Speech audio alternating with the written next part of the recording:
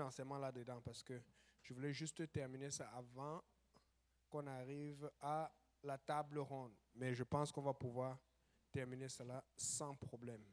Amen. Alléluia. Donc, euh, papa, la dernière fois, quand le frère Ludovic avait lu, on avait résumé quelque chose. Je sais que je l'ai dit, mais les gens ont peut-être oublié, mais je vais le rappeler. On avait dit que pour diriger Israël, comment est-ce que Dieu dirigeait Israël? Le jour et la nuit, c'était différent. La nuit et le jour,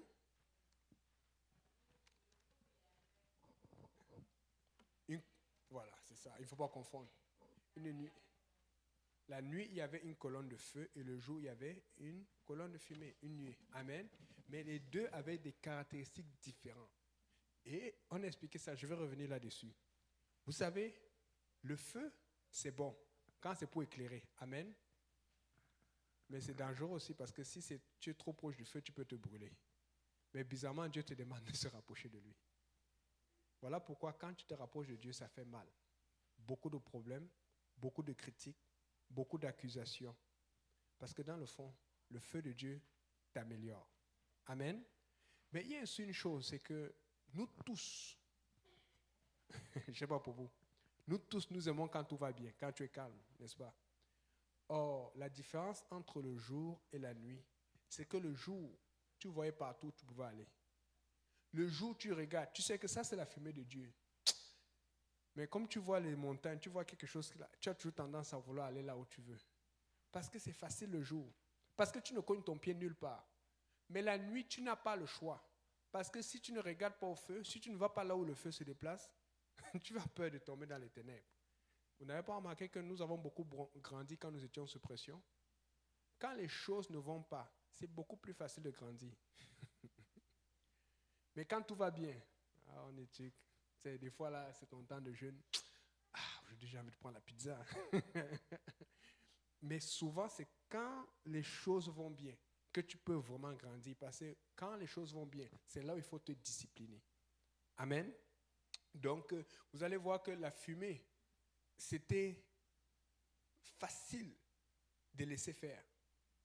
C'était facile de se diriger parce qu'il y avait la lumière du soleil.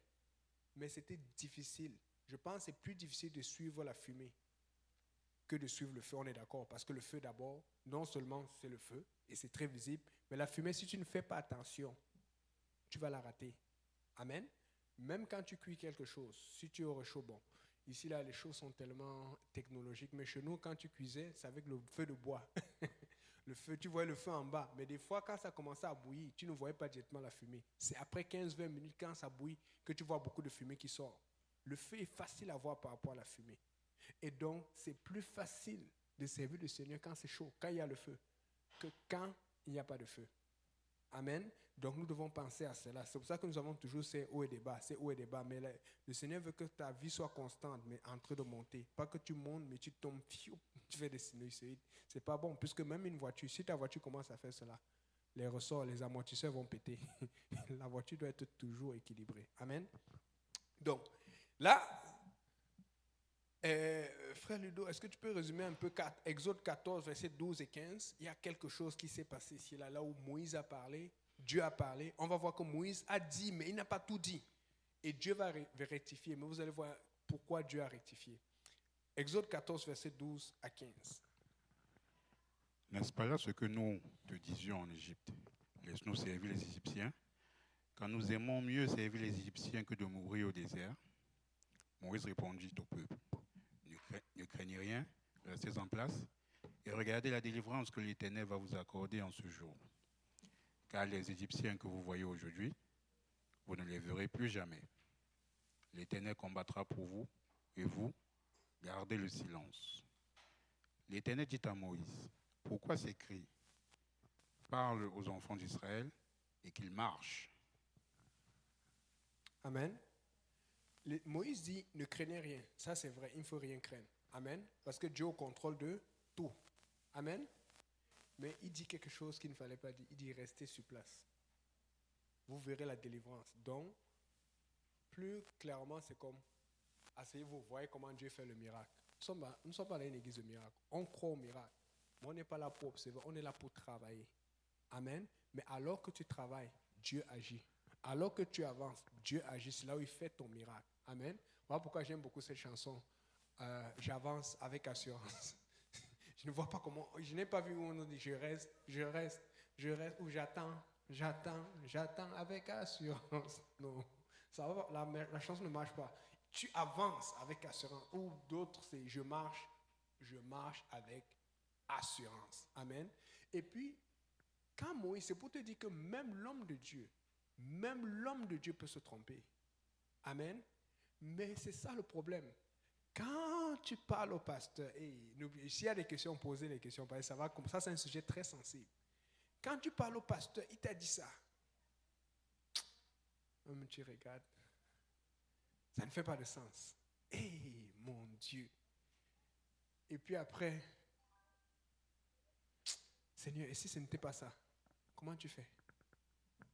Vous oubliez que Dieu, il sait ce que le pasteur a dit. Et si le pasteur est dans l'erreur, Dieu le sait.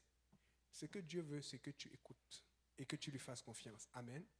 Quand Dieu ne veut pas que tu suives, il va te diriger d'une façon, il va parler au pasteur. Mais toi, tu dois suivre le conseil qu'on te donne. Je vais donner un exemple plus clair et elle va crier. La sœur Jolie vient d'avoir une voiture. Moi, tu sais, on a tellement eu de problèmes à l'église. Et vendredi, il y a des choses que je ne dis pas, mais des fois, on va dire quelque chose, il va quand même essayer. Après, ça va créer. J'ai fait la même chose avec le pasteur Kauzi. Et puis, vendredi, on avait un service, j'ai piné chaud. Elle dit non, on vient au service. J'ai dit, tu viens comment? Je viens avec la voiture. J'ai dit non. Elle était déjà pressante de parler. Elle dit non. J'ai dit, on avait fait un arrangement parce que normalement, c'est Ludo qui l'a pas conduit. Et je suis content parce que Ludo est dur.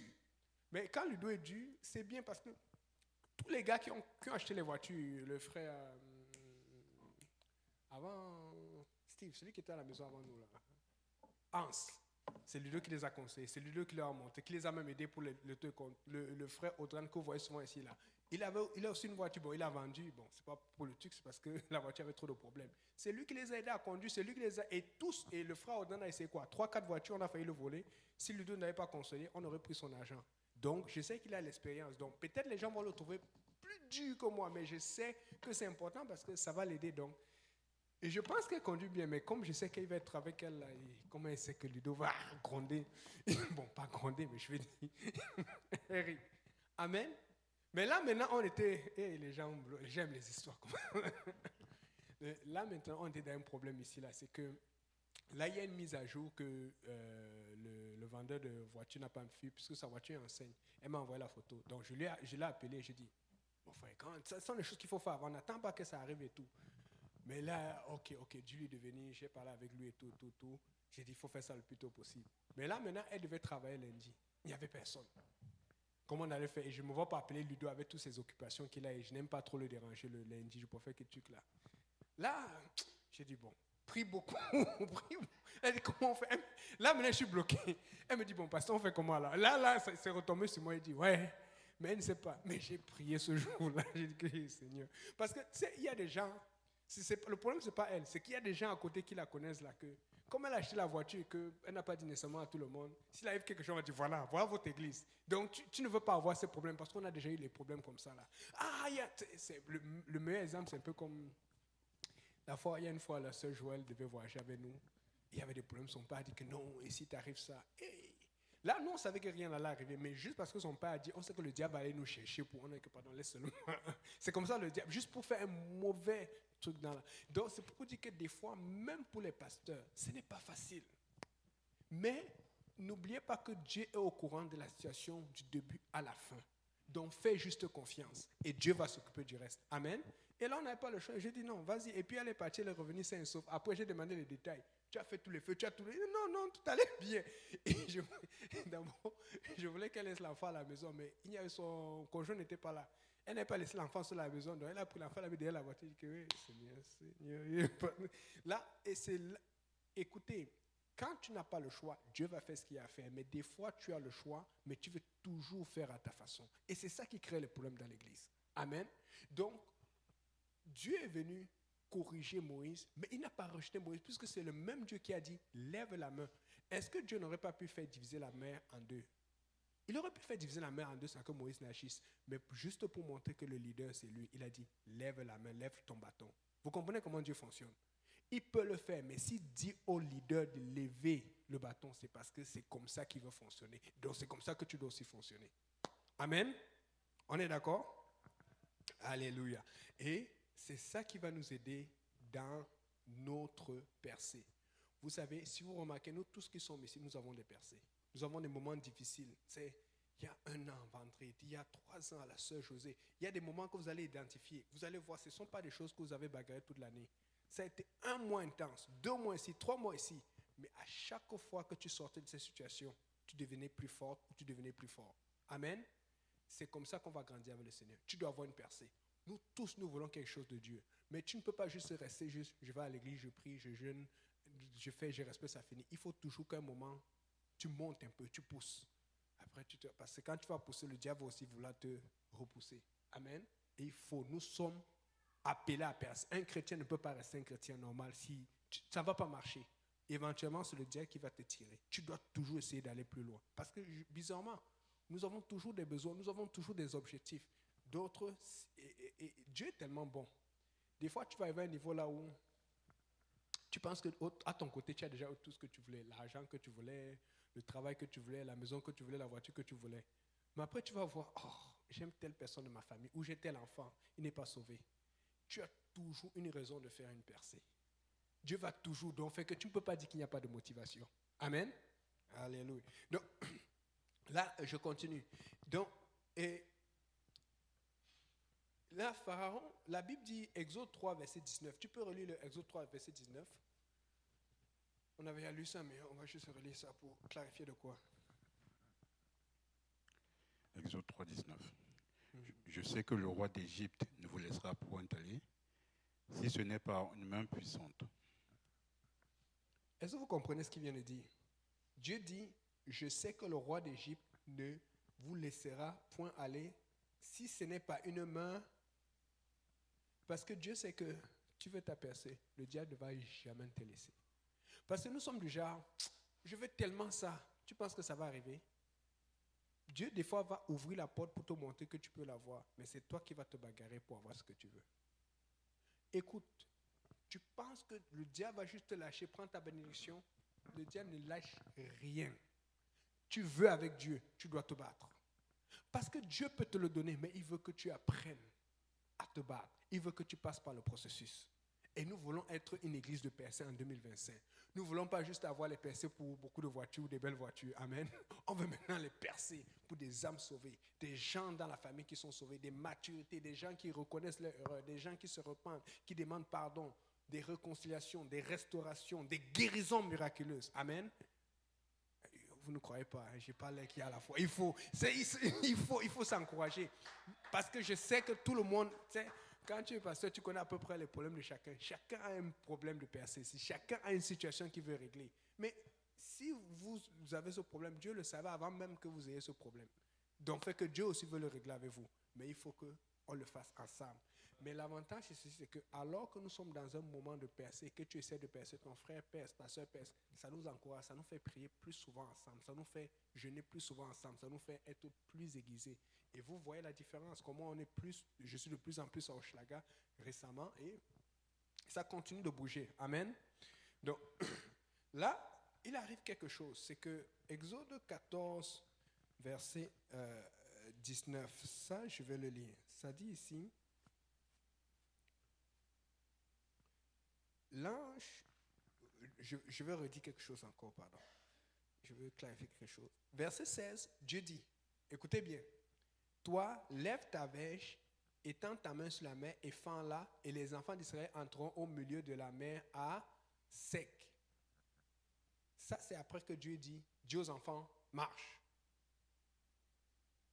Donc, fait que le rôle de Moïse, après que Dieu dit, je ne t'ai jamais dit de leur dire de rester sur place, dis-leur de marcher. Même Dieu dit, mais pourquoi c'est écrit? C'est comme il est surpris. Des fois, les gens voient les problèmes, ils voient l'opposition, ils commencent à paniquer. Dieu dit, ouais. Donc, depuis là, j'attends qu'ils appellent mon nom. J'attends même qu'ils foncent au nom de Jésus. Ils sont déjà en train de se plaindre. Il dit qu'il n'y avait pas de beau tombeau. C'est ceux qui voient me dire comment l'inscription tombale. Mais écoutez bien, la Bible dit que Dieu lui dit, étends ta main. Ils sont en train d'aller dans l'eau. Tu vois de l'eau. Tout le monde voit de l'eau. Le pasteur voit de l'eau. Même Moïse même disait qu'il a fait là, mais comme il avait l'habitude de marcher avec Dieu, que ça fonctionne, il a fait, il allait le faire. Amen. Mais il faut comprendre quelque chose, c'est qu'il y a quelque chose que Dieu n'avait pas dit à Moïse qu'il va faire. C'est pour te dire que Dieu ne dit pas toujours tout au pasteur. Est-ce que c'est possible? Moi, c'est mon analyse. C'est possible aussi, c'est parce que Moïse n'a pas donné tout le message comme il fallait. Parce que des fois, même sous la pression, nous, pasteurs, des fois, on va faire des erreurs. On va dire quelque chose, mais Dieu est au contrôle de tout.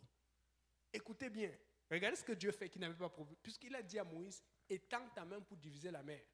Amen. Bon, regardez ce que moi, je vais lire ici, là.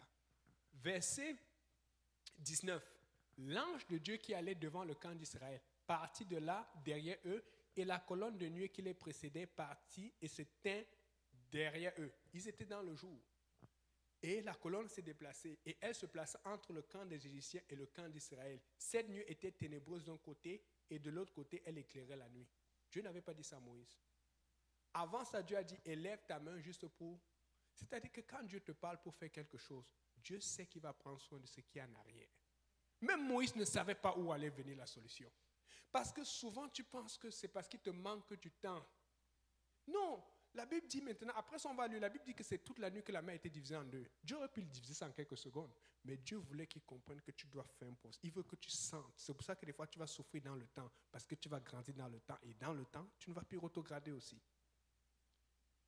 La Bible n'a nulle part, tu vas trouver inscrit que Dieu a dit lève la main ou fais quelque chose pour que l'ange aille.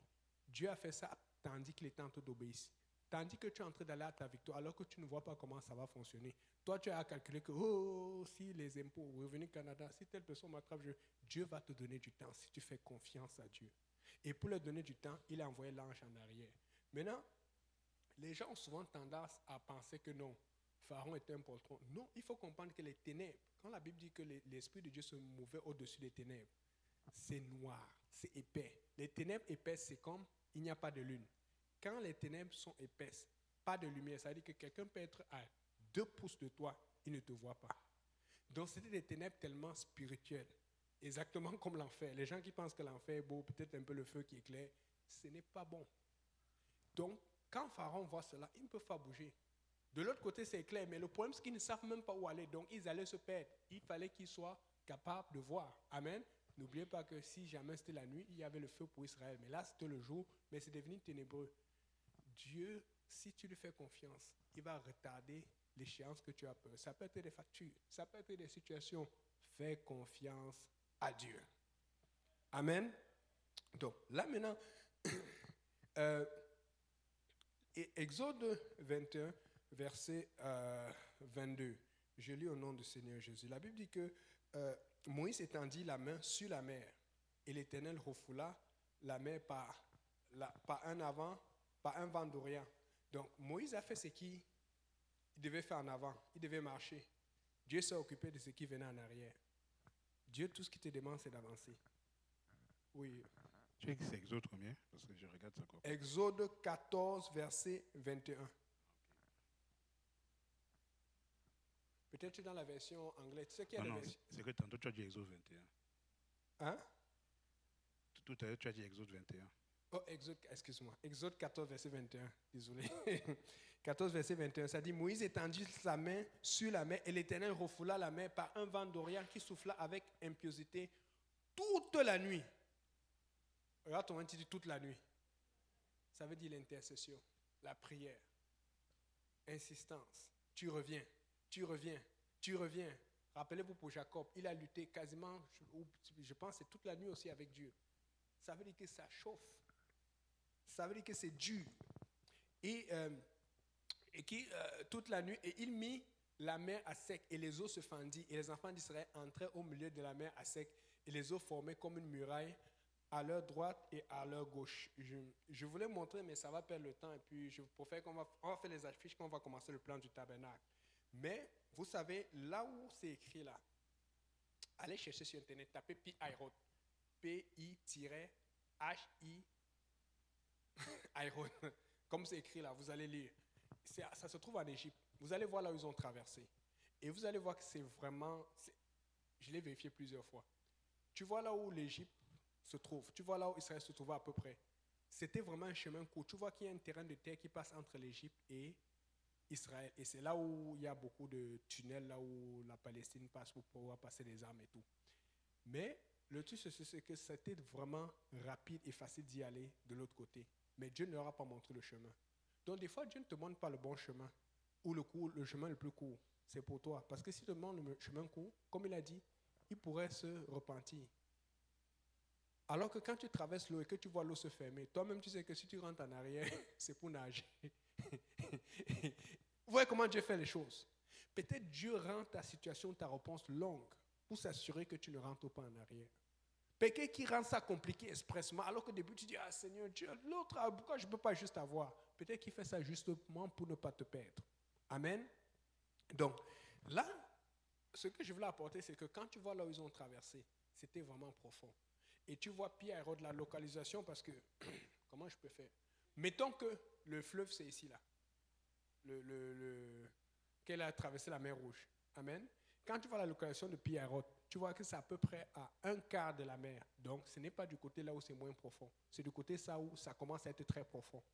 Et on sait que la mer Rouge, c'est entre 500 mètres de profondeur jusqu'à plus de 2500 mètres. D'autres disent même 5000 mètres. Mettons que là où ils ont traversé, c'est à peu près 2000 à 5000 mètres. Quand tu regardes dans le film, c'est juste un montage qui fait à ce que tu as l'impression que c'est l'immeuble au-dessus, c'est l'eau qui tombe. Ce n'est pas comme ça dans la réalité. Quand tu vois là où ils ont traversé, c'est loin en haut. 2500 mètres, c'est 2,5 km. C'était effrayant. Des fois, le film essaie de te montrer quelque chose, mais quand tu étudies cela, j'ai regardé, tapé Pi-Hahiroth, tu vois là où ils ont traversé, c'est très profond. Donc, je ne sais pas comment Dieu, quelle largeur Dieu a fait, mais n'empêche, quelle que soit la largeur, quand tu regardais, ça devait être ça devait faire peur. Maintenant, quand tu étudies en ingénierie, quand deux lacs tombent comme des chutes, ça, ouais, on a cette Tatiana qui est en ingénierie. Et je sais de quoi je parle. Avec la poussée d'Archimède, avec comment on dit, le flux de l'eau, ça va toujours tomber avec une certaine puissance. Pour que ça tombe comme ça, il faut vraiment que ça coule. Mais il ne faut pas que la vitesse de l'eau soit rapide. C'est quasiment impossible de façon technique d'avoir cela. Mais pour que l'eau ne tombe pas sur eux, il a fallu que Dieu fasse un système spécial pour que l'eau arrive au bord et ça. Il y a trop de choses qu'un ingénieur ou quelqu'un qui connaît dans les eaux ne peut pas expliquer. Amen. Dieu faisait plusieurs miracles. Maintenant, l'autre chose, nous tous, nous savons que la mer est boueuse. Il y a la boue. Mais eux, on dirait qu'on avait chauffé le sol. Parce qu'ils auraient dû être pris. Mais ils ont marché à sec. À sec. Si on commence à compter le nombre de miracles que Dieu a fait là, on se dépasse. Ce que je suis en train de dire, c'est que si quelqu'un a la foi en Dieu et prend Dieu au sérieux, il ne sera même pas capable de compter le nombre de miracles que Dieu va faire pour lui. Sans compter que Dieu faisait un autre miracle en arrière. Et quand Dieu a fait le miracle en arrière, il a enlevé le miracle en arrière jusqu'à rester dans le milieu. Juste pour leur dire qu'il y a des fois, c'est Dieu qui laisse que l'opposition vienne. Dieu contrôle l'opposition. Dieu, et s'il les laisse, c'est pour te faire grandir, c'est pour te faire avancer. S'il n'y a pas d'opposition, tu ne vas pas avancer. Amen. Donc, je continue. Et à la veille, les Égyptiens les poursuivirent et tous les chevaux de Pharaon, ses chars et ses cavaliers entraient après au milieu de la mer. Écoute, des fois le diable, c'est ça, quand il est aveuglé, il est bête. On vient de diviser la mer en deux. Le Dieu est fort. Mais tu veux tellement la voir que tu vas derrière eux. C'est ce qui s'est passé avec Lot et ses filles. Les gens qui sont venus pour les avoir, ils étaient tellement aveugles qu'ils ont dit, ils voulaient tellement la chair. Il y avait tellement d'homosexualité, de pédophilie, d'iniquité qu'ils ont dit, oh. Mais Dieu les a frappés d'aveuglement. Mais leur soif, leur désir, et c'est ce qui se passe quand tu te laisses abonder dans le péché. Le désir du péché va être tellement fort que tu ne seras plus capable de contrôler. Et le désir d'avoir Israël était tellement fort qu'il ne réalisait même plus que, est-ce que tu réalises que tu entres dans un miracle? On vient de diviser l'eau, tu les suis aussi. Dieu fait le chemin pour toi, mais il ne fait pas le chemin pour ton ennemi. Mais si l'ennemi prend le chemin que Dieu a fait pour toi, ça va devenir un piège pour lui. Amen. Donc, est-ce que tu peux continuer la lecture à partir du verset 25? Exode 14, 25. Il ôta les roues de leurs chars et on rendit la marche difficile. Les Égyptiens dirent alors, fuyons devant Israël, car l'Éternel combat pour lui contre les Égyptiens. L'Éternel dit à Moïse, étends ta main sur la mer, et les eaux reviendront sur les Égyptiens, sur leurs chars et sur leurs cavaliers. Moïse étendit sa main sur la mer, et vers le matin, la mer reprit son impétuosité, et les Égyptiens s'enfuirent à son approche. Mais l'Éternel précipita les Égyptiens au milieu de la mer. Les eaux revinrent et couvrirent les chars, les cavaliers et toute l'armée de Pharaon, qui étaient entrés dans la maison après les enfants d'Israël. Et il n'en frappa pas un seul. Mais les enfants d'Israël marchaient à sec au milieu de la mer, et les eaux formèrent comme une muraille à leur droite et à leur gauche. La Bible dit, mais les enfants d'Israël marchaient. Ce qui sous-entend que même si les Égyptiens ont été enveloppés, les Israélites ne sont pas encore sortis. Est-ce que vous comprenez? Parce que quand moi je regarde le film de Moïse, tu les vois fuir. Est-ce que le dernier fuit? Il met de la musique. C'est-à-dire que la dernière personne fuit. Des fois c'est un bébé, des fois c'est un enfant. On le tire. Une fois qu'il est tiré, on dit lève ta main. Il lève la main. Ce n'est pas ce qui arrive ici. Le film nous ment beaucoup. Le film nous ment beaucoup. La Bible te dit que Dieu a fait à ce que d'abord les chats étaient mêlés. Donc Dieu s'est assuré qu'ils ne peuvent pas bouger comme ça. Si jamais ils veulent fuir, c'est trop tard. Maintenant, une fois que le chat était bloqué dans la boue et tout ça là, ça veut dire que c'est Dieu qui maintenait la terre sèche. Amen. La Bible dit que Dieu maintenant dit à Moïse, lève ta main. La Bible ne fait aucune référence que Moïse est sorti de l'eau avant de lever la main. Moïse a levé la main là où il était. Donc même si tu es dans l'eau, même si tu es dans les soucis, Dieu fait la différence entre toi et ton ennemi. J'ai envie que quelqu'un ait confiance en Dieu. J'ai envie que la foi de quelqu'un monte. La foi de quelqu'un doit monter. Dieu fait la différence entre toi et ton ennemi. Mais lui te regarde toi. Est-ce que tu as confiance en moi? Amen. Et donc, et là le Seigneur continue. Et puis, la Bible dit que les yeux formaient un truc à leur droite et à leur gauche. Et ils ont continué. Je pense que c'est plus tard qu'on dit qu'ils sortit. Le peuple craignit et puis il crut en l'Éternel, son serviteur. Et c'est comme ça le royaume des cieux. Ce n'est pas facile. Pour aller au royaume des cieux, ce n'est pas... Oui, il y a la nouvelle naissance. C'est pour ça qu'on appelle ça la nouvelle naissance. Mais il y a la suite. Et c'est même vrai, j'ai tombé sur une anecdote. Peut-être la sœur Jolivie va confirmer. Je ne sais pas si c'est vrai. Bon, mais on me dit que c'est pour ça qu'on appelle le Congo RDC. Parce que ça dit royaume des cieux. Mon Dieu, je suis tombé ça. Il y a des anecdotes. Parce que tu savais pas aussi. Moi, c'est des mois que j'ai appris ça. C'était la semaine passée. RDC, royaume des cieux. On dit que c'est pour ça qu'il y a d'autres gens qui disent que ça c'est une anecdote. C'est pour ça qu'il y a beaucoup de pasteurs là-bas. Mince!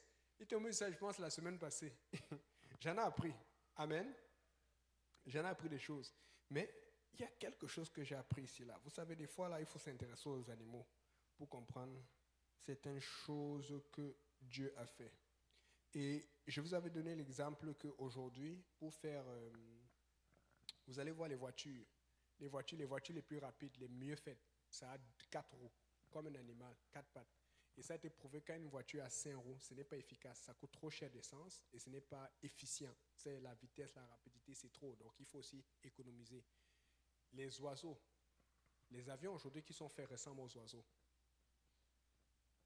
Des fois, l'homme veut vous montrer qu'il est intelligent. Il ne peut imiter que ce Dieu a fait. Amen.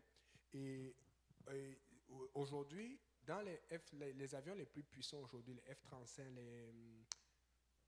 comment on appelle les avions français, les Rafales, les avions français et tout ça là. Et toujours, je ne sais pas pourquoi je parle beaucoup aujourd'hui d'ingénierie, mais ils se sont rendus compte que quand ils faisaient des avions hypersoniques, les avions qui sont très rapides, qui dépassent la vitesse du son, ça, à une certaine vitesse, ça explosait. Ils n'étaient pas capables d'y arriver. Alors, qu'est-ce qu'ils ont fait? Ils sont allés partir imiter un des oiseaux les plus rapides que Dieu a créé. Il n'y a pas juste l'aigle, mais un des oiseaux les plus rapides, on l'appelle le faucon pèlerin. Mais ils sont allés analyser le faucon pèlerin. Ils se sont demandé comment il fait, parce que le faucon pèlerin, quand il part en pic comme ça, là, c'est à plus de 100 km/h, des fois même 200.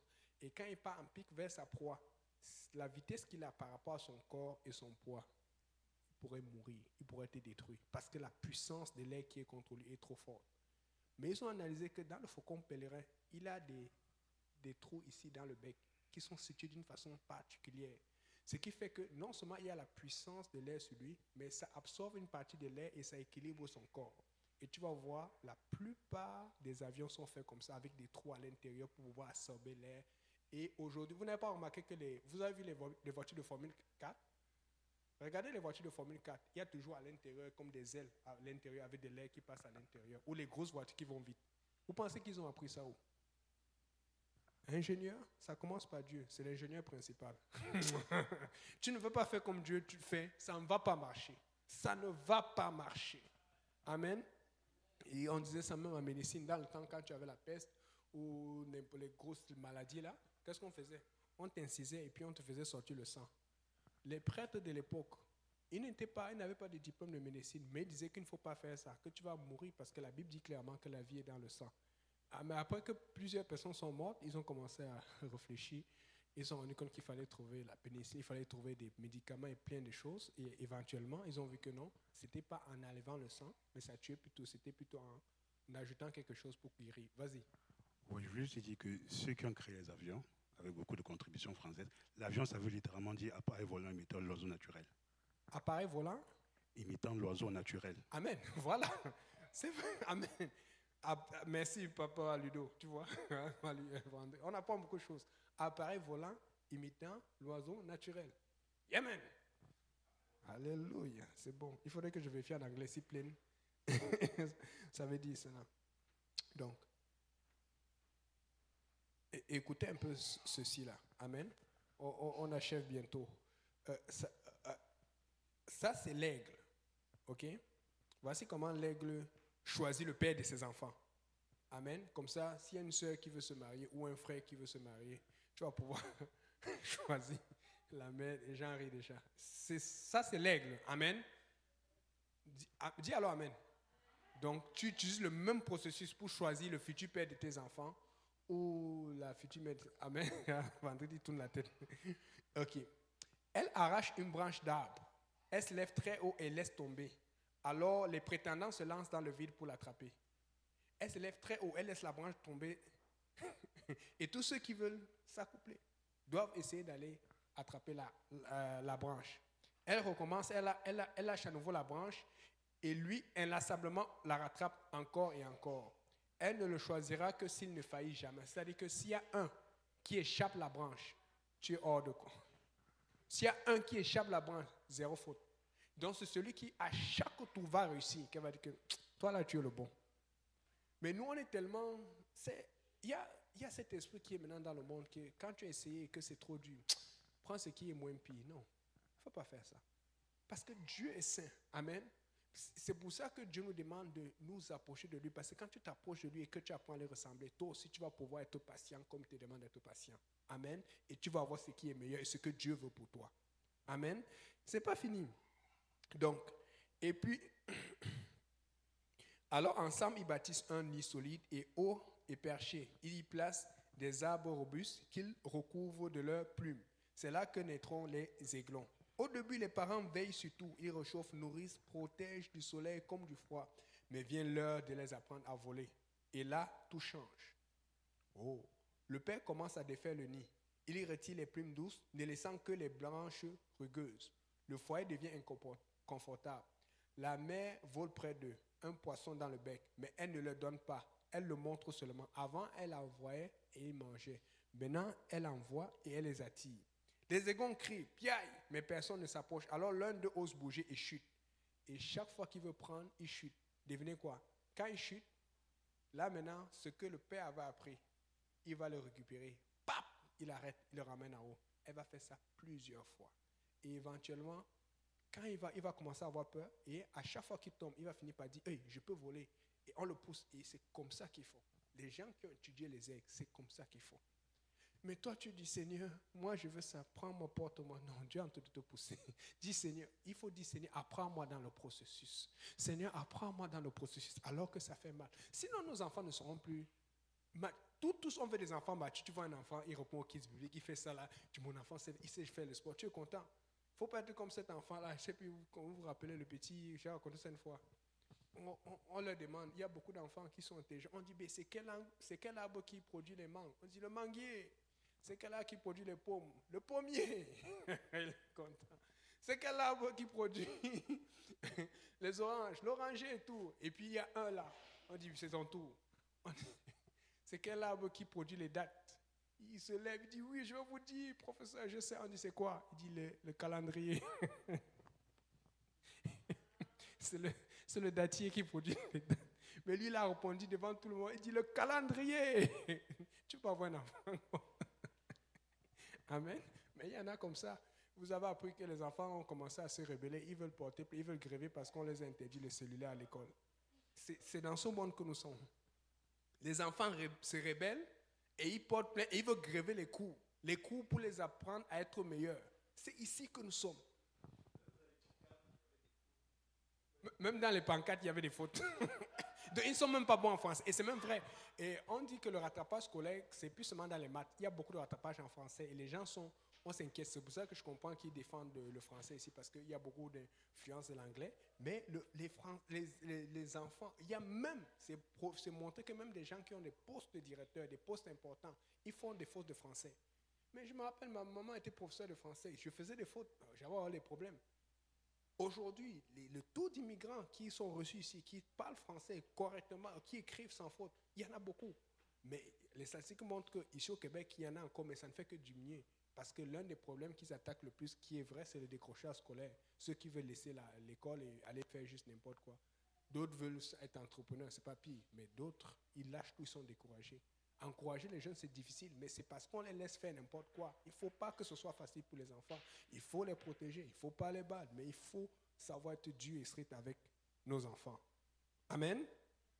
Alléluia. Donc, il ne faut pas faire cela. Aujourd'hui, un autre, je ne sais pas si vous avez remarqué, aujourd'hui, l'un des problèmes particuliers, c'est l'intelligence artificielle.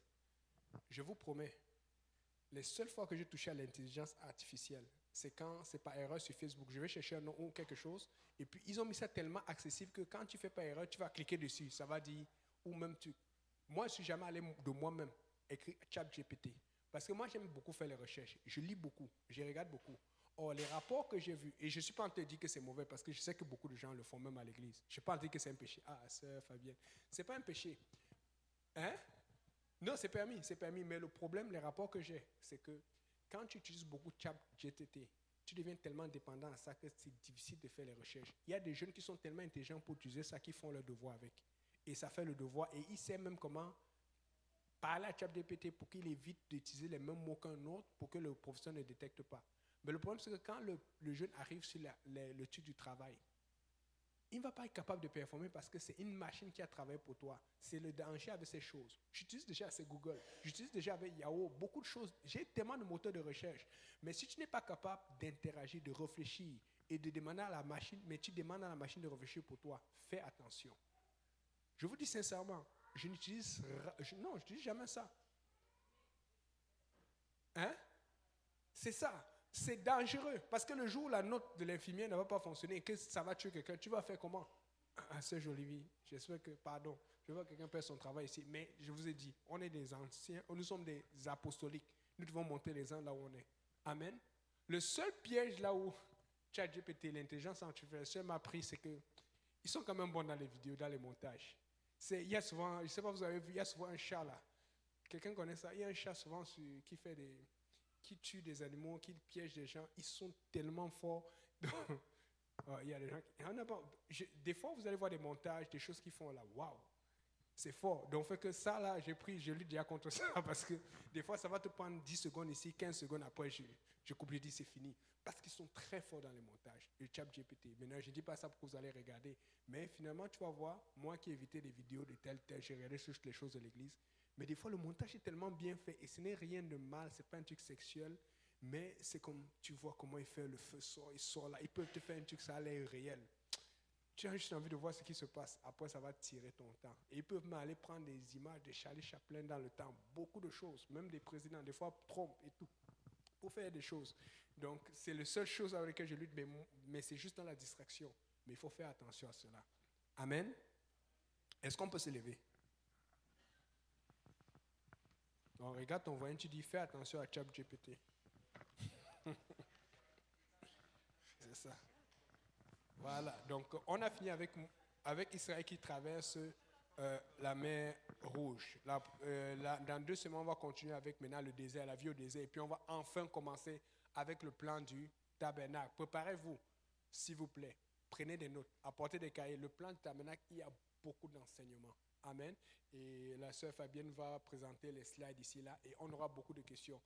Avant, moi, quand je venais à l'église, les choses qui m'intéressaient, c'était Abraham, le feu, Moïse, la mer divisée en deux, Israël, comment on faisait les grandes guerres, David contre Goliath, parce que c'est le suspense. Le bagarre, Samson avec Dalila. Non seulement il est fort, mais après il va chercher la petite, ces choses-là, j'aimais le spectacle. Mais là où il y a le plus d'enseignements, c'est dans le plan du tabernacle, Exode 25. Il y a plein de choses sur les marmites, l'autel. Mais il y a tellement d'enseignements dessus par rapport à l'évangile, par rapport au plan de la croix, au plan du soleil, à ce que Dieu a fait. Amen. Donc, s'il vous plaît, préparez vos cahiers. Si le frère Simplice peut venir, et il va prier pour conclure et pour bénir.